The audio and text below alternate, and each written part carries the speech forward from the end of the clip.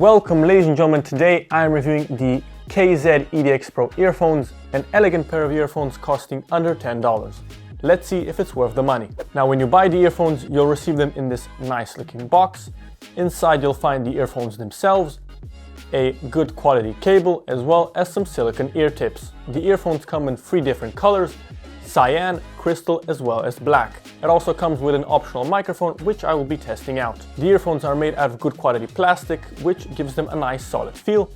They also look very sleek and minimalistic. The cable is also very good, so it won't break anytime soon. Now, one of the main features of these earphones is, of course, they are detachable, which is very great if maybe you damage your cable or a earphone stops working. You can just simply replace it. But now let's move on to testing the earphones themselves. I did try to listen to many different songs and genres to get the best experience and to really test these earphones to see how they would perform in everyday life. Now, after hours of listening to music and testing these earphones, I can confidently say that the audio they produce is comparable to products that are significantly more expensive. The earphones do produce a bass-forward sound, which I personally prefer. This is also very evident from this frequency graph, which shows that the bass is a bit elevated. I will say that for people that maybe prefer a more neutral or detailed sound signature, I would recommend you go ahead and look at some higher-end alternatives, because these really are more on the bassy side. Now I will add, if you already own the KZ ESTs or maybe the CA24s, I would recommend you skip these earphones because all the 3 earphones mentioned have practically an identical sound signature. With that being said, now let's go ahead and test out the optional microphone that comes on the earphones.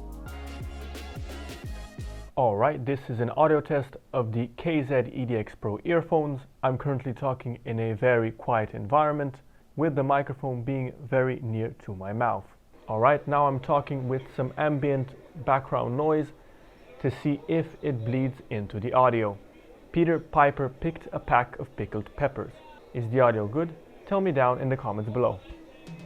Now I will say that if you are someone that likes to carry their earphones in their pocket, I would recommend you go ahead and buy a case with the earphones. Speaking from personal experience, I have already lost quite a few earphones. Quite honestly, it doesn't have to be an expensive case. I personally use one that costs under $1, but even though it's cheap, it prevents me from losing them, and it's definitely better than just putting the earphones themselves in your pocket. Now let's move on to the pros and cons of these earphones. For the cons, they do tend to be a bit more bassy, which for some people may be a pro, but for some it may be a con.